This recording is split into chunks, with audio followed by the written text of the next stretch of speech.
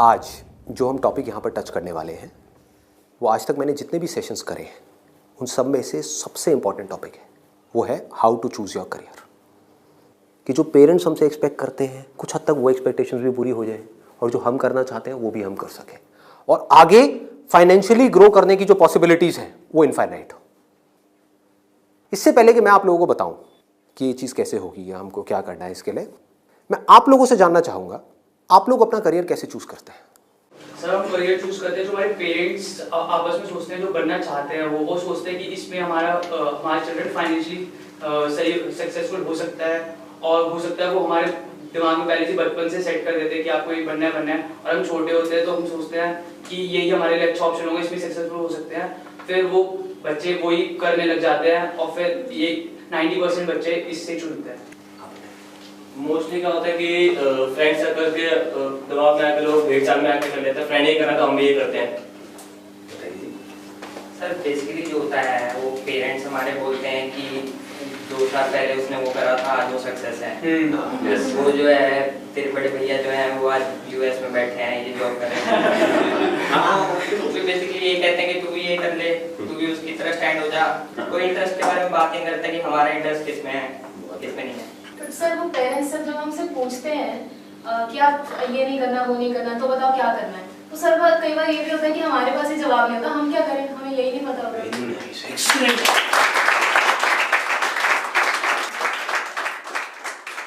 इसमें गलती पेरेंट्स की भी नहीं है।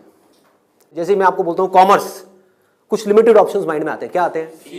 सीए आता है और बीकॉम आता है और बीबीए आता है, एमबीए आता है, सीएफए आता है, और कोई ऑप्शन आता है? आता ही नहीं है। तो ध्यान से देखो क्या हो रहा है। हम सब बच्चों की सोच एक जैसी है, सब पेरेंट्स की सोच एक जैसी है। तो ये पेरेंट्स की सोच किसने बनाई? क्या उनकी गलती है? इस पूरी की पूरी सोसाइटी ने मिलकर बनाई। पेरेंट्स की सोच बनी और पेरेंट्स से बचपन से आज तक जो उन्होंने सुना देखा करा वहां से आपकी सोच बनी आपके पेरेंट्स से। तो अल्टीमेटली आप में और आपके पेरेंट्स में कोई फर्क नहीं है, उनको ब्लेम मत करो। आपकी सोच भी उनके जैसी ही है। अगर नहीं है तो बताओ कोई और ऑप्शंस। नहीं आते ना माइंड में? साइंस में बोलता हूं, साइंस बैकग्राउंड, क्या ऑप्शंस आते हैं माइंड में? इंजीनियरिंग। इंजीनियरिंग में भी क्या आता है? जैसे इंजीनियरिंग वर्ड आता है क्या आता है माइंड में? आईआईटी आता है। ठीक है। मेडिकल में क्या आता है? एमबीबीएस, सर्जन्स, और कुछ? No sir. बस यही है। देखो हमारी सोच कितनी लिमिटेड हो गई है। माइंड में कुछ आता ही नहीं है तो करेंगे कैसे? आपके माइंड में कुछ आएगा तभी तो वो चीज होगी। अगर माइंड में हिमालय नाम का पहाड़ होगा तभी तो उस पर चढ़ोगे। माइंड में हिमालय है ही नहीं तो कैसे चढ़ोगे? वहां तक जाना तो बहुत दूर की बात है। क्या करोगे? तो क्या होगा आपके साथ में? वही जो उन सब लोगों के साथ में हो रहा है जिनकी सोच ऐसी है। अपने आसपास में देख लो क्या हो रहा है उन लोगों के साथ में। अगर हम चाहते हैं हमारे साथ में कुछ अलग हो तो हमें क्या करना पड़ेगा? अपनी सोच को तोड़ना पड़ेगा। सबसे पहले समझेंगे कि एग्जैक्टली हो क्या रहा है, फिर ये देखेंगे कि हम क्या कर सकते हैं और क्या करना है। इसको आप पीछे सर्कुलेट कर दीजिए।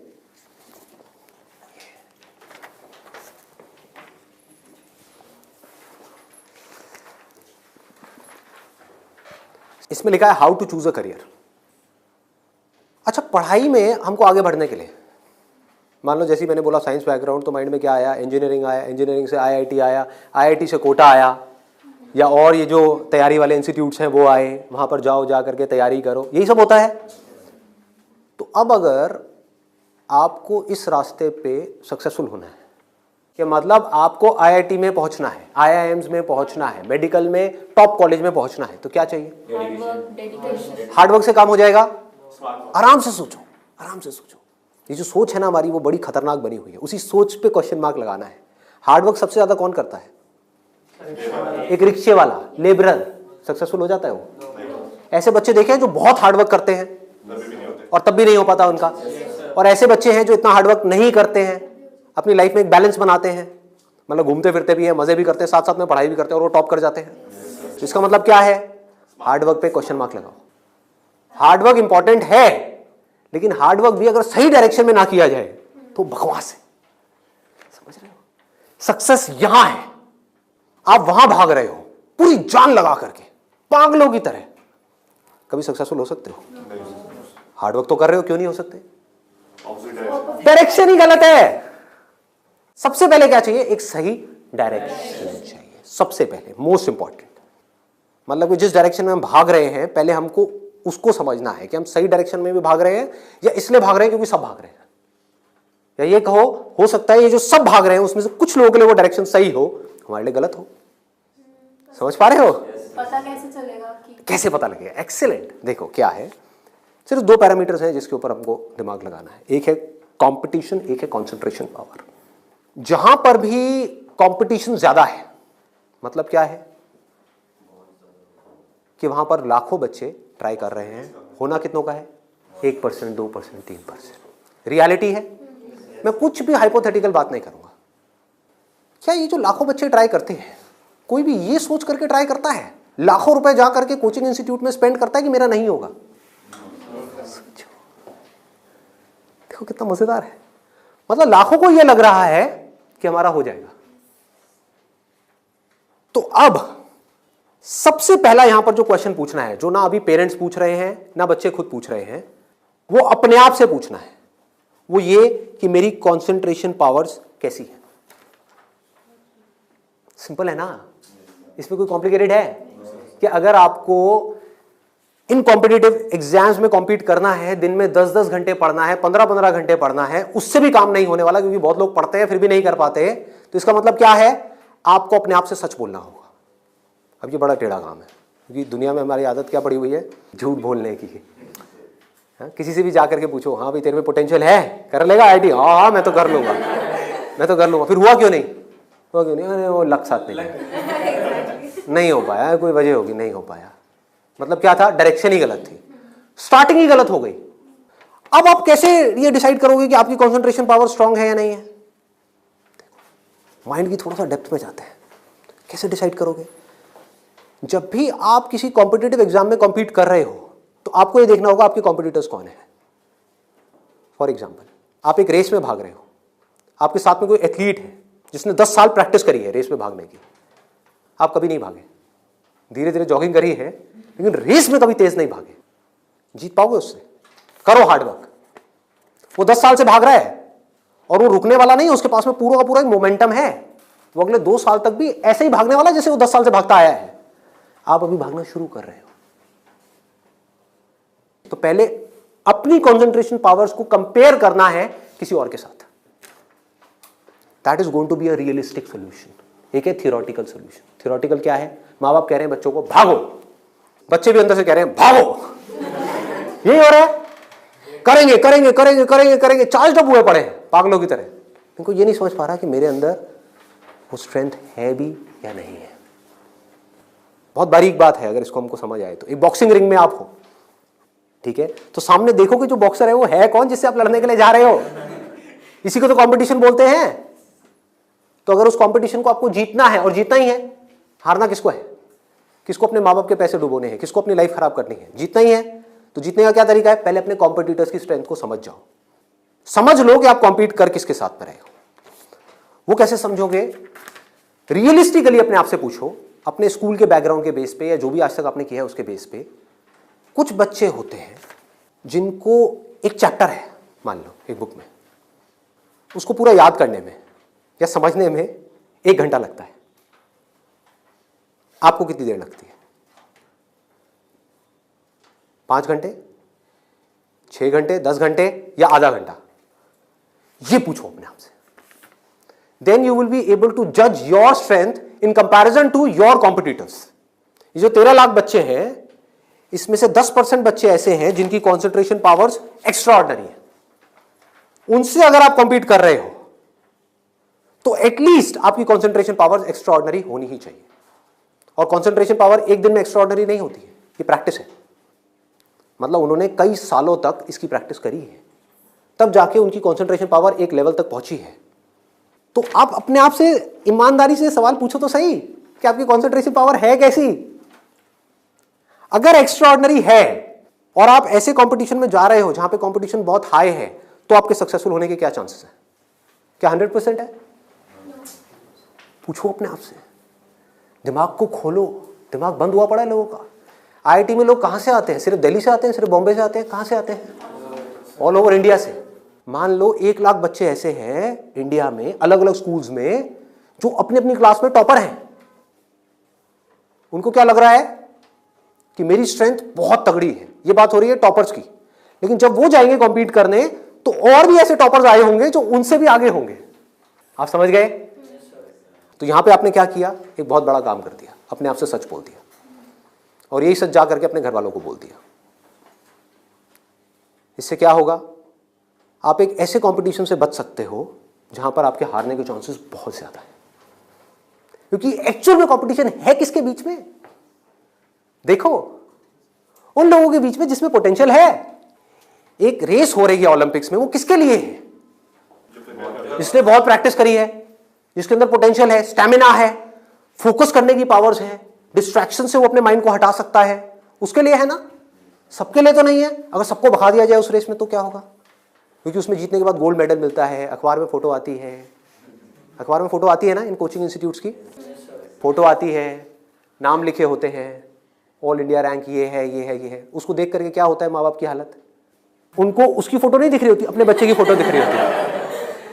यहाँ पे आने वाले इतने साल बाद मेरे बच्चे की फोटो होगी, मेरी बेटी की फोटो होगी, उसकी ये रैंक होगी। यहाँ से क्या हो रहा है? हम अननेसेसरी अपनी एक ख्याली दुनिया खड़ी कर रहे हैं।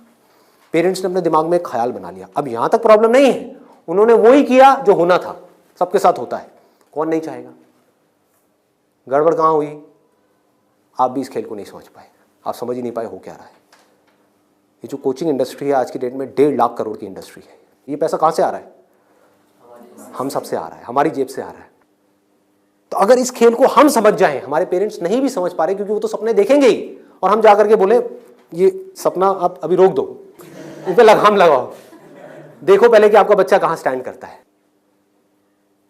गाड़ी आपके पास में 800 और कॉम्पीट करने की बात कर रहे हो फेरारी वालों से, बट इसका मतलब ये नहीं है 800 बुरी है। आप समझ गए मेरी बात? रेस में बुरी है, बट दिल्ली की सड़कों पे, पुरानी दिल्ली में फेरारी अच्छी है, 800 अच्छी है? 800 अच्छी है, ज्यादा सक्सेसफुल है। बट वही अगर उस रेस में चली जाए जिसमें सब भाग रहे हैं और सारी 800 नहीं है, फेरारीज है, एक से एक फेरारीज है, किसमें कितनी आग लगी हुई है वो आपको पता ही नहीं है। आप समझ पा रहे हो? कोई आ रहा है कहीं से, उस बच्चे में कितनी आग है और कितना पोटेंशियल है वो आप सपने में भी नहीं सोच सकते, और आप उससे लड़ने की बात कर रहे हो। किस बेस पे? क्योंकि मेरे घर वालों ने ये सपना देखा है और मुझे सपने को सच करना है। पोटेंशियल है या नहीं है?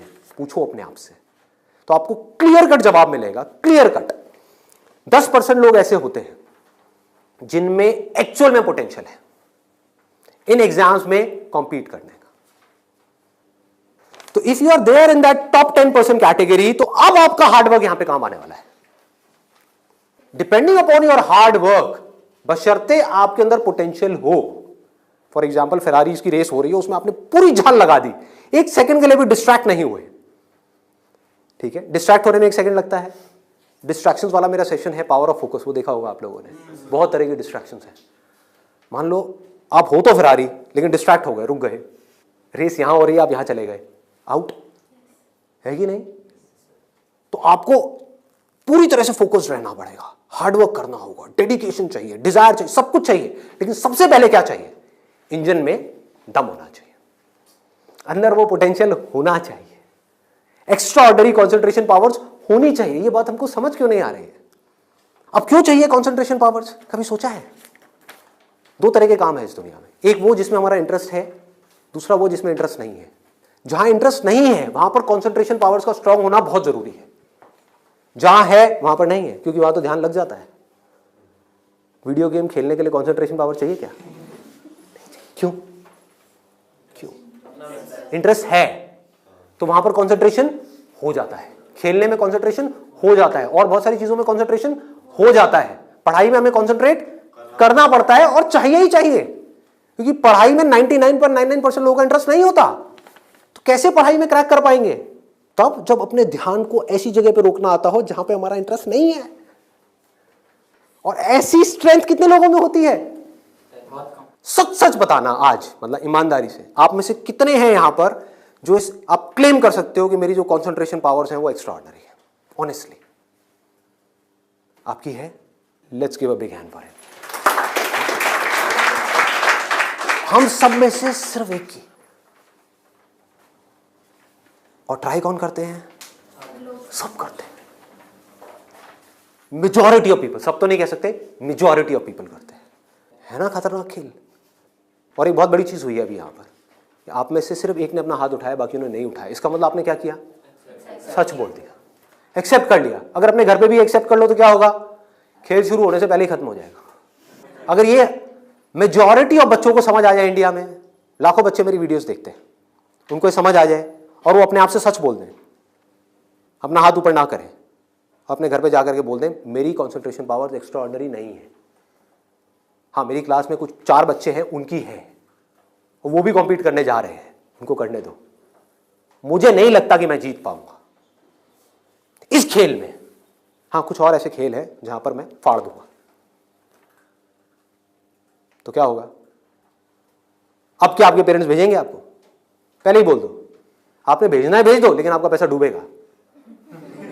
5 लाख डुबोने हैं, डुबो दो। भेजना है भेज दो, मुझे पता है मेरा नहीं हो पाएगा। ये झूठ है, ये नेगेटिव थिंकिंग है, या ये रियलिस्टिक थिंकिंग है? समझो, realistic thinking, that is the biggest thing जो हमको समझना है। पॉजिटिव थिंकिंग का लोग मतलब क्या निकालते हैं कि मेरे पास में मारुति 800 है और मैं ये एक्सेप्ट ही ना करूं कि मेरे पास में मारुति 800 है, मैं अपना एक ख्याल बना लूं कि मेरे पास में फेरारी है और जाकर के कॉम्पीट करूं ऐसे लोगों के साथ में जिनके पास में एक्चुअल में फेरारी है। फर्क पता लग रहा है? और ऊपर से अपने आप को पॉजिटिवली अंदर से मोटिवेट करता रहा हूं। घर वाले भी मुझे रोज फोन करके, नहीं बेटा तू कर सकता है, कर सकता है, कर सकता। रियलिटी को देखो ही ना, अपनी स्ट्रेंथ को देखो ही ना, अपनी आंखें बंद कर लो, सच बोलो अपने आप से। जीत सकते हो तो लड़ो, नहीं जीत सकते तो कोई ऐसी जगह पे जाओ जहां पे आप जीत सकते हो, या बेटर स्टिल जहां पे कोई कंपटीशन ही ना हो। आगे बढ़ते हैं। दूसरा क्या है? ये तो हो गई पहली कैटेगरी, एक्स्ट्रा ऑर्डिनरी, जो यहां पर अभी कोई भी नहीं मिला, सिर्फ एक मिला है। दूसरा है ऑर्डिनरी। 90% लोग एक क्लास में, 90% स्टूडेंट्स इंडिया में वो इस सेगमेंट में आते हैं। अब मजे की बात क्या है, ये जो कोचिंग इंस्टीट्यूट्स हैं, इनकी दुकानें कैसे बच्चों से चल रही है? ऐसे बच्चों से। कुछ रोल मॉडल्स दिखा करके, देखो हमारे इंस्टीट्यूट से ये है, उन्होंने ये कर दिया, जनता को लेकर के आएंगे, जितनी ज्यादा भीड़ आ जाए उतना अच्छा। तो इस पूरी प्रॉब्लम को अगर सॉल्व करना है तो कौन करेगा? एक स्टूडेंट ही कर सकता है। आप चाहो तो स्टैंड ले सकते हो। स्टैंड मतलब क्या? सच बोल दो। ऑर्डिनरी लोग 90% ये कहां जा रहे हैं? हाईली कॉम्पिटिटिव फील्ड्स में जा रहे हैं। क्यों जा रहे हैं? क्योंकि सब जा रहे हैं, क्योंकि उन्हें लग रहा है कि मेरा हो जाएगा। मैं ये नहीं कह रहा कि अगर आप ऑर्डिनरी हो और एक हाई कॉम्पिटिशन वाली फील्ड में जा रहे हो तो आपका नहीं होगा। I am not saying that the possibility is 0%, I am saying possibility is 1%। Genuine है वो भी तब है अगर आप मेहनत करो तो। अगर वहां जाकर के मेहनत ही ना करो तब तो बिल्कुल नहीं होगा। अगर आप बहुत मेहनत करो तो 1%। क्योंकि मैं हिम्मत नहीं तोड़ूंगा ऐसे लोगों की। लाखों ऐसे स्टूडेंट्स हैं जो आज की डेट में ऐसा कर रहे हैं। बट ये वीडियो मैं सिर्फ अभी करंट सिचुएशन के लिए नहीं बना रहा, मैं आगे तक देख रहा हूँ।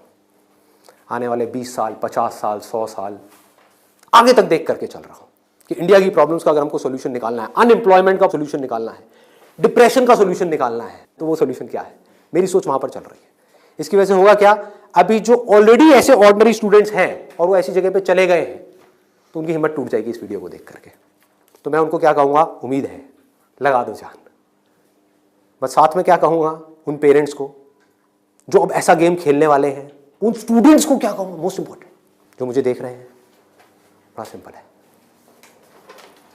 कि अपने पेरेंट्स को जाकर के कहो मुझे नहीं लगता कि मेरे में पोटेंशियल है, मुझे नहीं लगता कि मैं कर पाऊंगा। हाँ, 1% चांस है। सच बोल दो, बोलो मैं ये नहीं कह सकता मैं कर ही नहीं सकता, 1% चांस, 99% चांस है मैं नहीं कर पाऊंगा। मैं जानता हूं अपने आप को, आप नहीं जानते, मैं जानता हूं। मुझे पता है अंदर से कि मैं क्या हूं, मुझे पता है अंदर से कि मेरे अंदर कितनी आग है, कितना पोटेंशियल है। मैं अपने दोस्तों के साथ में बैठ के पढ़ा हूं, मुझे पता है अंदर से कि मैं क्या हूं। तो आप क्या कहोगे? सच बोलोगे अपने घर वालों को जाके कि देखो अगर आप मुझे 2 साल तक की कोचिंग कराओगे, उसमें मान लो लाख रुपए साल की फीस हो गई, प्लस रहना खाना पीना what ever it is, total मान लो 2 साल में कितना खर्चा आया? 4-5 लाख रुपए। 5 लाख मान लेते हैं। तो आप बोलोगे अपने घर वालों को जाकर के, अगर अभी भी ये सब सुनने के बाद भी आप कहते हो कोई बात नहीं बेटा 1% चांस है, तू कर ले, तो मैं आपको एक बेटर ऑप्शन देता हूं प्रैक्टिकल रियलिटी के बेस पे। यहां पे अगर आपके पेरेंट्स आपके ऊपर दाव लगाते हैं, जीतने के चांसेस क्या है पेरेंट्स के? 1:100। इससे बेटर ऑप्शन क्या है? गोवा जाओ। Seriously, I am serious about it, मजाक नहीं कर रहा। गोवा जाओ, वहां पे कैसीनोज हैं, वहां पे अगर आप 5 लाख रुपए लगाते हो, एक रूले करके गेम है, पता है आप लोगों को? सारे जुआरी हैं क्या यहाँ पे? रूले गेम है जिसमें एक बॉल घुमाते हैं, 36 नंबर होते हैं और एक 0 होता है। वहां पे अगर आप 1 नंबर पे पैसा लगाते हो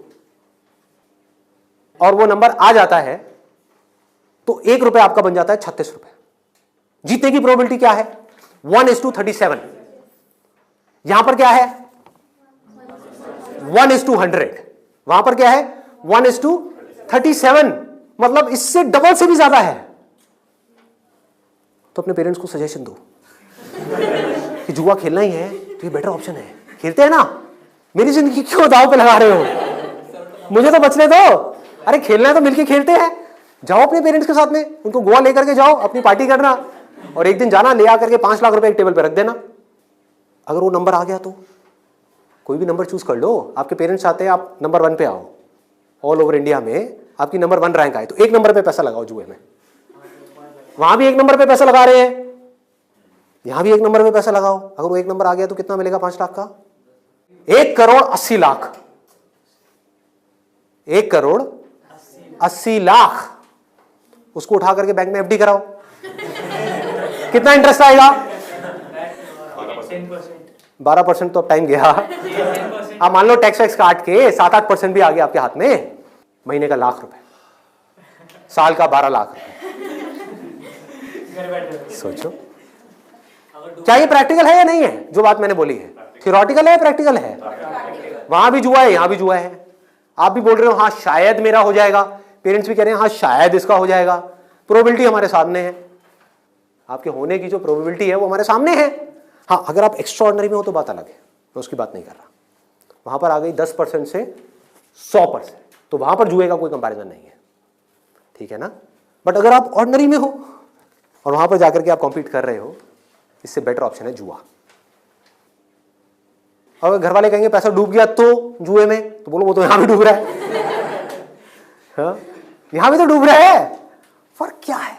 इसको बोलते हैं एक रियलिटी के बेस पर समझ करके सोच करके लिया हुआ डिसीजन। तो अब तीसरा ऑप्शन क्या है हमारे पास में?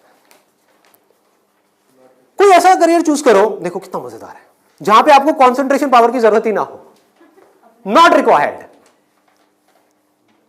If you love singing, concentration power चाहिए क्या? नहीं चाहिए, हो जाएगा। किसी खेलने में इंटरेस्ट है तो वहां पे कंसंट्रेशन पावर बहुत स्ट्रांग चाहिए क्या? हो जाएगा, घंटों तक हो जाएगा। एक है कंसंट्रेट करना पड़ता है, एक है कंसंट्रेशन हो जाता है, दोनों में बहुत फर्क है। इंटरेस्टिंग है तो कंसंट्रेशन हो जाता है, इंटरेस्टिंग नहीं है, बोरिंग है तो कंसंट्रेट करना पड़ता है, फिर चाहे वो पढ़ाई हो चाहे जॉब हो। ये छोटी सी सोच चाहिए, समझ चाहिए। अब यहां पे क्या चलेगा, इन फील्ड्स में कंपटीशन क्या है? आर्ट हो गया, स्पोर्ट्स हो गया, कोई भी क्रिएटिव फील्ड हो गई, वहां पर कंपटीशन क्या है? बहुत ज्यादा है उन लोगों के लिए जो मीडियोकर है। लेकिन अगर आपके अंदर टैलेंट है, कोई कंपटीशन नहीं है, क्योंकि दोनों को आपस में कंपैरिजन किया ही नहीं जा सकता, कोई नंबर्स नहीं है ना। ध्यान से समझो, जैसे आप किसी एग्जाम में जाते हो तो एक कंपेयर किया जा सकता है आपको किसी से, क्योंकि आपके आए 90%, किसी और के आए 99%, तो कंपैरिजन है। टैलेंट में क्या है? आपके अंदर एक तरह का टैलेंट है, किसी और के अंदर और कोई तरह का टैलेंट है। आप जो कर सकते हो वो नहीं कर सकता, वो जो कर सकता है वो नहीं कर सकता। एक सिंगर है उसकी अलग तरह की आवाज है, कोई और सिंगर है उसकी अलग तरह की आवाज है। अब यहां पे भी एक छोटा सा प्रॉब्लम है। प्रॉब्लम क्या है यहां पर? प्रैक्टिकली आप लोग बताओ कि प्रॉब्लम क्या है यहां पर इस तरह का कुछ करने में? स्कोप क्या होगा, क्या नहीं होगा? देखो अगर टैलेंट हो तो स्कोप होगा या नहीं होगा? होगा। बट ऑब्वियस, टैलेंट कैसे डेवलप होता है? प्रैक्टिस। और ये भी तभी काम आएगा जब इंटरेस्ट होगा। समझ गए ना? जितना ज्यादा इंटरेस्ट होगा उतना ही ज्यादा पैशन होगा, जितना ज्यादा पैशन होगा उतना ही ज्यादा पैशन के साथ प्रैक्टिस करोगे, जितना प्रैक्टिस करते चले जाओगे उतना ही टैलेंट बढ़ता चला जाएगा, जितना आपका टैलेंट बढ़ता चला जाएगा आपके लिए कंपटीशन उतना ही कम होता चला जाएगा। क्लियर है ना? बट आप इन सारे रूट से भागने के लिए वहां पर जा रहे हो तो भगवान ही मालिक है आपका। समझ गए? पढ़ाई के टॉर्चर से बचने के लिए जबरदस्ती कोई ऐसा काम नहीं है जो आपको बहुत इंटरेस्टिंग लगता है फिर भी आप कर लो, आप कहो हाँ ये सही है, तो आपका वही हाल होगा जो वहां पे कंपटीशन में बाकी लोगों का हो रहा है। मतलब आपको जेन्युइनली चूज करना होगा कोई ऐसा interest which you are extremely passionate about, extremely passionate about. ठीक है, इससे भी एक स्टेप आगे बढ़ते हैं। यहां पे प्रॉब्लम एक है बहुत सिंपल सी, जो मेरे पास में कमेंट्स आते हैं कि हमें पता ही नहीं है कि ऐसा इंटरेस्ट क्या है। I don't know what that interest is. मेरे लिए ऐसा कोई इंटरेस्ट नहीं है, कोई ऐसा टैलेंट नहीं है, कोई ऐसी स्किल नहीं है जो मैं कह सकूं कि हाँ इसके बेस पे मैं अपनी पूरी लाइफ स्टेक पे लगा सकता हूं। उनके लिए क्या सोल्यूशन है? आपके घर वाले चाहते हैं आपको डिग्री मिले, आप चाहते हो कुछ अपना करना, फाइनेंशियली भी सक्सेसफुल हो जाओ, तो उसका ऑप्शन क्या है? ये रहा। यानी कि आप बहुत ज्यादा टफ एग्जाम्स को क्रैक नहीं कर सकते, बहुत ज्यादा टफ पढ़ाई नहीं कर सकते, लेकिन आप पढ़ सकते हो। तो आप एक ऐसी फील्ड चूज करते हो जहां पे कंपटीशन लो है, जहां पे कंपटीशन कम है, और अगर वहां पर आप स्मार्ट वर्क करने लग जाओ तो आपके जीतने के जो चांसेस हैं, सक्सेसफुल होने के चांसेस हैं, that starts from 10% and goes up to 100%, as good as उन लोगों के कंपैरिजन में जो यहां पर टॉप पर है। और यहां पर कोई लिमिट नहीं है कि हम क्या कर सकते हैं। स्मार्ट वर्क को मैंने नीचे डिफाइन भी किया हुआ है कि what does smart work mean. It means developing your understanding, that is smart work. जो काम आप कर रहे हो उसकी समझ अगर आपको है कि आप क्या कर रहे हो, क्यों कर रहे हो, कैसे कर रहे हो, तो आप स्मार्ट वर्क कर रहे हो। समझ नहीं है बस कर रहे हो तो आप हार्ड वर्क कर रहे हो। अब इसमें मैं आपको एक प्रैक्टिकल एग्जांपल देने वाला हूं। एक सिंपल सा करियर मैं आपको बता रहा हूं, फिजियोथेरेपी। सुना इसके बारे में सबने? अभी कुछ दिन पहले मेरी नेक में थोड़ा सा पेन हुआ, मैंने गूगल पे जाकर के सर्च किया physiotherapy services at home in my area. Locality मैं नहीं बताऊंगा नहीं तो लोग मेरे घर आ जाएंगे। तो मैंने सर्च किया, वहाँ पर ऊपर कुछ लिस्टिंग्स आई, कुछ वेबसाइट्स आई, उसमें एक डॉक्टर का नाम मुझे मिला, उनकी मैं वेबसाइट पे गया, वहाँ जा करके उन डॉक्टर के बारे में मैंने 2-3 मिनट पढ़ा, समझा, मुझे अच्छा लगा पढ़ करके, समझ करके। उनको फ़ोन किया, वो मेरे घर पे आए, उन्होंने मुझे 7 दिन तक फिजियोथेरेपी ट्रीटमेंट दिया। वो एक ट्रीटमेंट का लेते हैं 500 से 700 रुपये, कई बार 1000 रुपये भी लेते हैं, depending upon the complications and time involved. मेरे से उन्होंने लिए 500 रुपये। मैंने उनसे पूछा कि आप दिन में ऑन एन एवरेज कितने ट्रीटमेंट्स करते हो? उन्होंने कहा एक दिन का ऑन एन एवरेज मैं 8 से 10 ट्रीटमेंट्स करता हूँ। मैंने कैलकुलेशन करी, दिमाग से लाया, 8 से 10 का मतलब क्या हुआ? 4 से 5,000 रुपये एक दिन का, एक महीने का नहीं, एक दिन का। कितना हो गया एक महीने का? लाख से 1.25 लाख रुपए।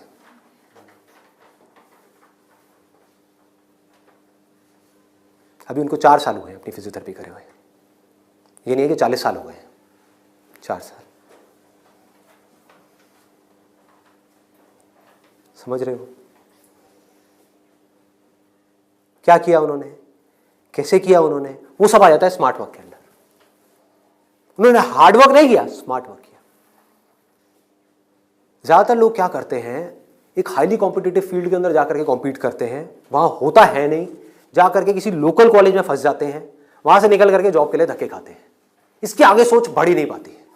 जॉब नहीं मिल रही तो दुखी हो जाते हैं, उसके बाद में जब बहुत टाइम तक जॉब नहीं मिल रही होती तो जो भी जॉब होती है, जैसी भी जॉब होती है, कर लेते हैं। होता है प्रैक्टिकली ऐसा है? नहीं होता है। पढ़ाई करिए किसी फील्ड में, जॉब कर रहे हैं किसी और फील्ड में, मतलब जो वो पढ़ाई करी वो बेकार हो गई। स्मार्ट वर्क किसे कहते हैं? आप एक फिजियोथेरेपी कॉलेज में गए, कोई टॉप कॉलेज नहीं जहां पे अगेन कंपटीशन है, किसी लोकल कॉलेज से, क्योंकि कोई भी जब फिजियोथेरेपी कराता है तो पूछता नहीं आपने कौन से कॉलेज से किया है। मैंने नहीं पूछा, कोई नहीं पूछता। तो किसी भी कॉलेज से अच्छे से जा करके आप स्टडी करके आ गए, डिग्री लेकर के आ गए, आप कहीं भी जाओगे कभी भी आपको जॉब तो मिल ही जाएगी, जो सुन करके आपके घर वाले कन्विंस हो जाएंगे, कहेंगे हाँ ठीक है एक बैकअप प्लान तो है। तो एक ऐसा रास्ता जहां पर वर्स्ट केस सिनेरियो में आपको जॉब भी मिल जाए लेकिन बेस्ट केस सिनेरियो की कोई अपर लिमिट ना हो। अब बात आती है कैसे करोगे आप इस चीज को। इसका स्कोप देखो कि कि आने वाले टाइम में अभी जितनी तेजी से मोबाइल, लैपटॉप, कंप्यूटर, सब लोग इस तरह भाग रहे हैं, सबके ये प्रॉब्लम्स आनी ही आनी है। बैक में प्रॉब्लम आनी ही आनी है, नेक में प्रॉब्लम आनी ही आनी है, और पता नहीं कितनों को कितनी आ भी रही है। आपके घर में भी जो आपके पेरेंट्स हैं उनको सबको कहीं ना कहीं दर्द होगा। तो आपने पहले तो ये समझा कि हाँ, इसका स्कोप कभी कम नहीं होने वाला, बढ़ने ही वाला है। ठीक है, इसमें कंपटीशन भी बढ़ेगा जब स्कोप ज्यादा है तो, लेकिन किन लोगों के लिए बढ़ेगा? जो हार्ड वर्क कर रहे हैं, लेकिन जो स्मार्ट वर्क को समझ पा रहे हैं वो कुछ भी कर सकते हैं। तो आप क्या कर सकते हो? आपने कहा कि सिर्फ इससे काम नहीं चलने वाला, वो मुझे समझ आ रहा है। जैसे मैंने फिजियोथेरेपी का किया, सिर्फ इससे काम नहीं चलने वाला, तो इसके साथ में कुछ और चीजें भी हैं जो मुझे सीखनी पड़ेंगी। क्या सीखना पड़ेगा? जिसका हो सकता है इससे डायरेक्ट कोई कनेक्शन ना हो। 1 महीने का छोटा सा कहीं से वेबसाइट डेवलपमेंट का कोर्स कर लिया, और ऑनलाइन मार्केटिंग का, कि ऑनलाइन मार्केटिंग कैसे करते हैं। गूगल में जब भी आप कुछ सर्च करते हो तो वहां पे एड्स आती हैं, उसको बोलते हैं गूगल एडवर्ड्स। ये किस तरह से काम करता है?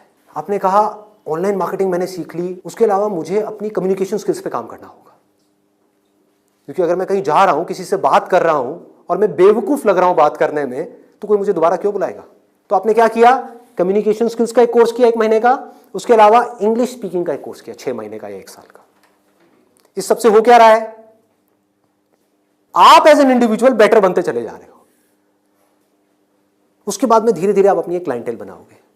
शुरू में मान लो आपको दिन में 2 या 4 लोगों ने बुलाया, वर्स्ट केस सिनेरियो मान लो ना, घर से आप ऑपरेट कर रहे हो, अभी आपने कोई अपना क्लिनिक नहीं बनाया है, घर से आप ऑपरेट, और ये कोई थ्योरेटिकल बात नहीं है, ऐसे बहुत सारे लोग हैं जो ऑलरेडी ये काम कर रहे हैं, बहुत लोग कर रहे हैं। अपने नाम को मल्टीपल वेबसाइट्स में आप लिस्ट कर दोगे, इनको डायरेक्टरीज बोलते हैं, ऑनलाइन डायरेक्टरीज। तो ऑनलाइन सर्च इंजन में कोई भी कुछ भी सर्च करेगा तो कहीं ना कहीं वो आप तक पहुंच जाएगा, चाहे वो एक वेबसाइट के थ्रू पहुंचे, चाहे आपके थ्रू पहुंचे, चाहे एड के थ्रू पहुंचे, चाहे कहीं से भी पहुंचे, वो आप तक पहुंचेगा। अगर उनको आपने सेटिस्फाई कर दिया, अपनी बातों से भी, अपने ट्रीटमेंट से भी, ईमानदारी से, जेन्युइनली अच्छा ट्रीटमेंट कर दिया, तो वो क्या करेंगे?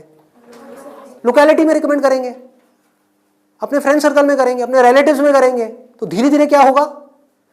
कुछ महीनों में क्या होगा? यहां पे थोड़ा पेशेंस रखना होगा। ये नहीं है सारा काम 1 दिन में हो जाएगा। आईआईटी में भी आपका एडमिशन होगा तो ये नहीं कि हलवा है वहां से क्लियर करना, 4 साल तक लग करके दिन रात काम तो करना ही पड़ेगा ना, यहां भी करना पड़ेगा। तो आप सीखते जा रहे हो, समझते जा रहे हो, धीरे धीरे आपको कुछ ऐसी टेक्नोलॉजीज के बारे में पता लगेगा, कुछ ऐसे इक्विपमेंट्स के बारे में पता लगेगा। इसमें हजारों तरह के इक्विपमेंट्स हैं, हजारों तरह की चीजें हैं, अलग अलग तरह के ट्रीटमेंट्स के लिए। इतनी बड़ी फील्ड है ये। आप आने वाले टाइम में फिजियोथेरेपी का एक ऐसा क्लिनिक बना सकते हो अपनी सिटी में या कहीं पर भी, जो अपने आप में स्टेट ऑफ द आर्ट हो, मतलब ऐसा जो पूरे इंडिया में ना हो। और क्लिनिक आप ऐसे करते करते धीरे धीरे, अभी 1 दिन में या 2 दिन में नहीं होगा, मान लो 5 साल में होगा, 10 साल में होगा, 20 साल में होगा। क्लिनिक कितना बड़ा हो सकता है, कितने क्लिनिक्स हो सकते हैं, क्या क्या हो सकता है, कोई लिमिट नहीं। अगर कुछ लोग जो मेरी इन बातों को समझ पाए, जो बातें मैं कर रहा हूं, और कुछ ऐसी डायरेक्शन में जा पाए सेंसिबल तरीके से, smartly, not by doing a lot of hard work but by doing smart work, तेजी से आगे बढ़ पाए, तो आने वाले टाइम में यही वो लोग होंगे जो आने वाले टाइम में लोगों के लिए जॉब अपॉर्चुनिटीज क्रिएट करेंगे। अंदर से एक ये फीलिंग होनी चाहिए कि मुझे लोगों की प्रॉब्लम्स को सॉल्व करना है। अगर मैं कर पाया तो मेरी प्रॉब्लम्स तो सारी अपने आप सॉल्व हो जाएंगी, वो लोग करेंगे ना। अगर आपने किसी के दर्द का इलाज कर दिया तो वो आदमी आपको पता है क्या कहेगा? बताओ आपको क्या चाहिए। वो लोग आपके पीछे आएंगे। आपने उनको बोल दिया ना, नहीं मैं आज आपका ट्रीटमेंट नहीं कर रहा, नहीं डॉक्टर साहब आप बताओ कब आओ। मतलब कि अपने आप को अंदर से स्ट्रांग बना लो तो दुनिया भागती हुई आपके पास आएगी। ये एक रास्ता है। एक है अंदर से तो स्ट्रांग बनो मत और दुनिया के पीछे भागते रहो। भैया मेरा कुछ हो सकता है, भैया मेरा कुछ हो सकता है, भैया कहीं लगवा दो, जॉब लगवा दो, भैया ये भैया वो भैया वो। अरे काहे का भैया, समझे? ये एटीट्यूड चाहिए। डंके की चोट पे आप काम करो। मैंने लाइफ में जो भी काम किया है बिल्कुल एटीट्यूड के साथ किया है। ये मैं कर रहा हूं, आपको चाहिए तो लो, नहीं चाहिए तो आगे बढ़ो। Does not make any difference to me, क्योंकि मैं जो कर रहा हूं आई बिलीव इन इट। मैं कोई भीख नहीं मांग रहा हूं आपसे। और बहुत सारे लोग होते थे जिनको मैं मना कर देता था, जो मैं नहीं कर रहा तुम्हारा शूट, और वो जा करके 4 लोगों को पकड़ के ले आते थे, ये बंदा जेन्युइन है, इसमें दम है ना बोलने का। वो दम कहां से आता है? सोच से आता है। सोच को खोलो, बंद करके इसमें मत रहो, फाड़ दो। और फिर भी रहना है तो आपकी चॉइस है।